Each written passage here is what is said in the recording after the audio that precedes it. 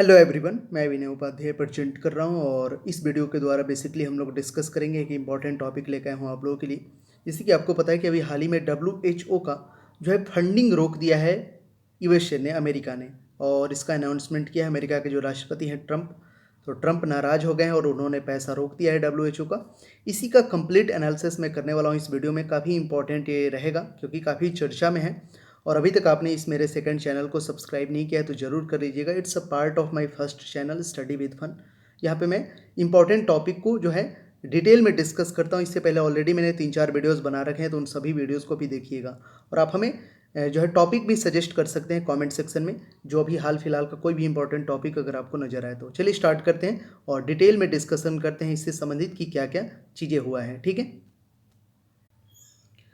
तो चलिए डिस्कस करते हैं और पॉइंट वाइज एक एक करके मैं बताऊंगा आपको। ठीक है, तो पहले समझते हैं कि आखिर ये चर्चा में क्यों है इतना।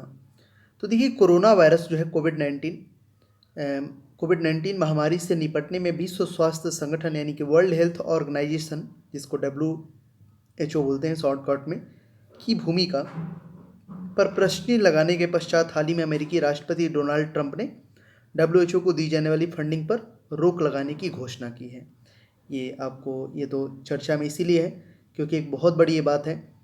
ठीक है, अब कुछ इंपॉर्टेंट पॉइंट्स करके एक एक करके हम लोग डिस्कस करते हैं।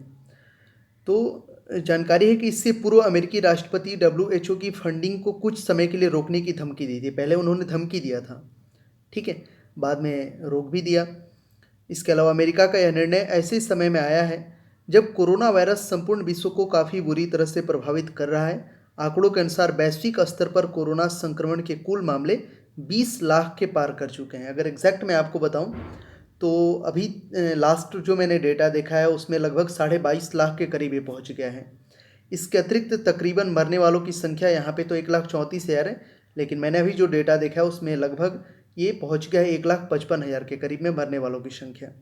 ठीक है, ये आंकड़े पल पल बदल रहे हैं, काफ़ी तेज़ी से फैल रहा है कोरोना वायरस और अमेरिका में तो पूरा अपना पैर पसार चुका है अच्छे से, इसीलिए डोनाल्ड ट्रंप और गुस्से में हैं। ठीक है, इसके अलावा ज्ञात हो कि $500 मिलियन के साथ अमेरिका विश्व स्वास्थ्य संगठन का सबसे बड़ा योगदान करता है। यही इंपॉर्टेंट चीज़ है, सबसे ज़्यादा WHO को पैसा अमेरिका ही देता है, $500 मिलियन। और मौजूदा समय में अमेरिका ही कोरोना वायरस महामारी से सर्वाधिक प्रभावित है। नवीनतम आंकड़ों के मुताबिक अमेरिका में कोरोना वायरस संक्रमण के लगभग 6 लाख से अधिक मामले सामने आ चुके हैं। लगभग ये 7 लाख के करीब पहुंच चुका है अब, और तकरीबन जो है 28,000 से अधिक लोगों की मृत्यु हो चुकी है। ये 28,000 लगभग ये बढ़ के 38,000 के करीब हो चुका है, जो लास्ट डेटा मैंने देखा है। ठीक है, तो काफ़ी बहुत ज़्यादा जो है, सबसे ज़्यादा इफेक्टेड जो हुआ है, सबसे ज़्यादा इम्पैक्ट कोरोना का अमेरिका पे ही पड़ा है। ठीक है, अब देखिए कारण क्या है इसके पीछे, क्यों फंडिंग रोक रहा है अमेरिका के राष्ट्रपति। तो देखिए, अमेरिका के अनुसार विश्व स्वास्थ्य संगठन अपने दायित्वों का निर्वाह करने में विफल रहा है और संगठन ने वायरस के बारे में चीन के दुष्प्रचार को बढ़ावा दिया है, जिसके कारण संभवतः वायरस ने और अधिक गंभीर रूप धारण कर लिया। मतलब लाइटली लिया है, चाइना से एग्जैक्ट डेटा नहीं दिया है। चाइना ने जो जो बात बताया है WHO को, वहीं WHO ने पूरी बात दुनिया को बताया है, जबकि WHO ने अच्छे से रिसर्च नहीं किया कि वाकई में कोरोना वायरस चाइना में क्या असर कर रहा है। तो यही कारण एक बताया जा रहा है। ठीक है, इसके अलावा विदित हो कि अमेरिका ने कई अवसरों पर कोरोना वायरस यानी कि कोविड 19 महामारी के कुप्रबंधन यानी कि मिसमैनेजमेंट और वायरस के प्रसार को रोकने में विश्व स्वास्थ्य संगठन की भूमिका पर प्रश्न चिन्ह लगाए हैं कि WHO जो वर्ल्ड हेल्थ ऑर्गेनाइजेशन है, जो दुनिया का सबसे बड़ा हेल्थ का ऑर्गेनाइजेशन है, वहीं जो है मैनेज इसका अच्छा से नहीं कर पाया इस महामारी को लेके। अमेरिका का मत है कि WHO यथा समय और पारदर्शी तरीके से वायरस संबंधी सूचना एकत्र करने और उसे साझा करने में पूरी तरह से विफल रहा है। ये भी एक कारण बताया जा रहा है। अब देखिए, इसका इफेक्ट क्या पड़ेगा, प्रभाव क्या पड़ेगा अगर मान लीजिए जो फंडिंग है अमेरिका रोक देता है WHO का। तो क्या होगा कि विशेषज्ञों के अनुसार महामारी के इस महत्वपूर्ण समय पर फंडिंग को रोकना न केवल वैश्विक निकाय के कामकाज को प्रभावित करेगा बल्कि मानवता को भी चोट पहुंचाएगा। अमेरिका WHO की कुल फंडिंग में 15% का योगदान देता है और अमेरिका द्वारा फंडिंग को रोकना WHO की कार्यप्रणाली को तो प्रभावित करेगा ही, बल्कि यह संपूर्ण विश्व की स्वास्थ्य प्रणाली को भी प्रभावित कर सकता है। ठीक है, इसके अलावा साथ ही इसके कारण वैश्विक स्तर पर महामारी के विरुद्ध हो रहे प्रयास भी कमजोर होंगे।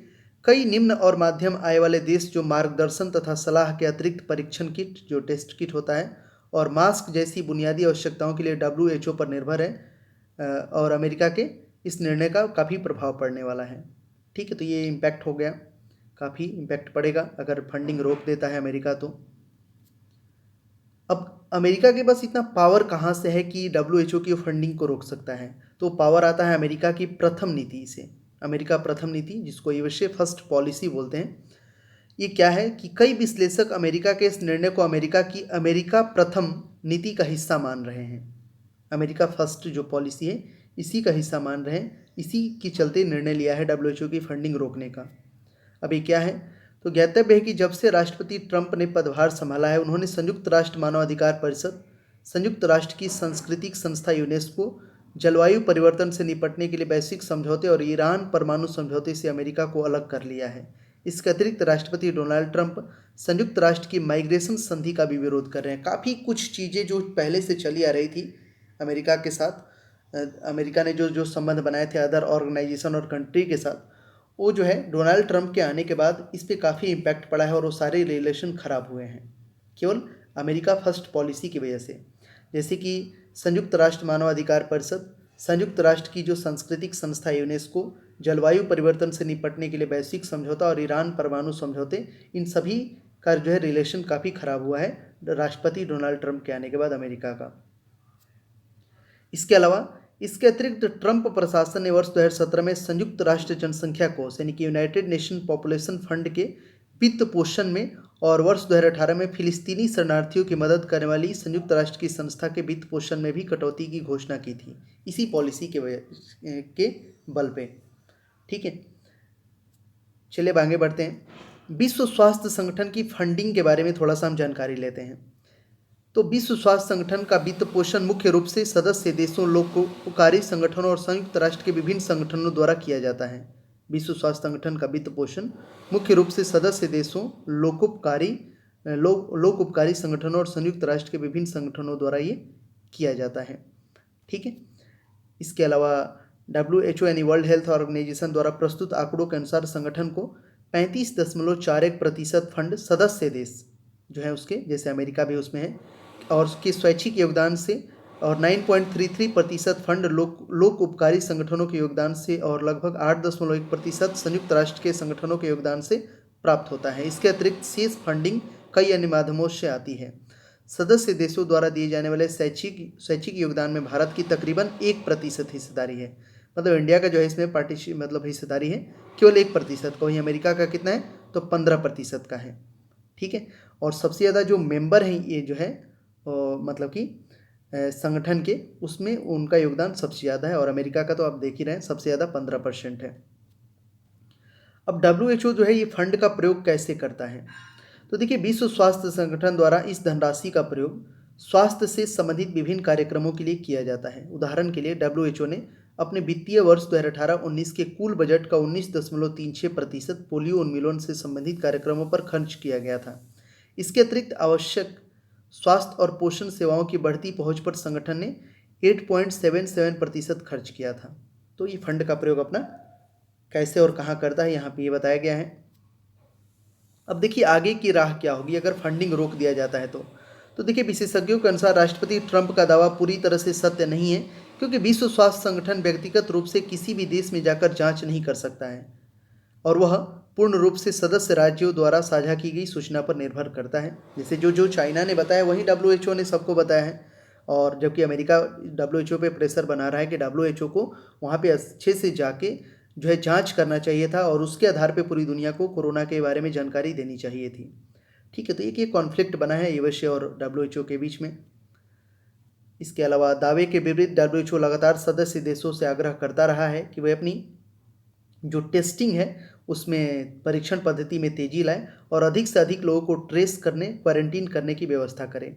अपनी असफलताओं के लिए पूर्ण रूप से विश्व स्वास्थ्य संगठन को जिम्मेदार ठहराना किसी भी दृष्टिकोण से तर्कसंगत नहीं है, और यह निर्णय अमेरिका को अपनी प्रशासनिक विफलताओं को छिपाने में मदद नहीं कर सकता है। ठीक है, डोनाल्ड ट्रंप भी इधर उधर घूम रहे थे, जैसे जब पूरी दुनिया तैयारी कर रही थी कोरोना से फाइट करने के लिए, तो यहाँ पे भारत में आके नमस्ते ट्रंप कार्यक्रम कर रहे थे।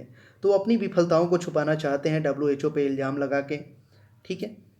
इसके अलावा मुसीबत के समय एक जो है दूसरे को जिम्मेदार ठहराने के स्थान पर सभी हितधारकों को एक मंच पर आकर इस समस्या का जो है हल खोजने का प्रयास करना चाहिए, ताकि लगातार बढ़ रही मौतों और संक्रमण की संख्या को कम किया जा सके। देखिए यहाँ पे जितनी भी इंपॉर्टेंट जो इन्फॉर्मेशंस मैंने दिया है, ये जो टॉपिक मैंने डिस्कस किया है कि WHO की फंडिंग कैसे अमेरिका ने रोका है, ये पूरा जो है सोर्स मैंने इंडियन एक्सप्रेस से लिया है।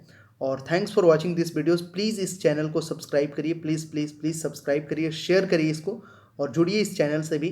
फर्स्ट चैनल से अगर आप हमारा जुड़े हैं तो इस चैनल से भी जुड़िए। यहाँ पे इस तरह के इंपॉर्टेंट टॉपिक को मैं डिस्कस करूँगा। कमेंट सेक्शन में लिख के बताइए कि वीडियो कैसा लगा, और टॉपिक भी हमें आप सजेस्ट कर सकते हैं कि नेक्स्ट किस टॉपिक पे मैं वीडियो बनाऊँ, ठीक है। और वीडियो को शेयर करिए, लाइक करिए, चैनल पे नए सब्सक्राइब कर लीजिएगा, बेल बटन को दबा लीजिएगा, जिससे कि जब भी मैं नेक्स्ट वीडियोस लाऊँ तो आपके पास आसानी से पहुँच सकें। मिलते हैं अगले वीडियो में, तब तक के लिए बाय।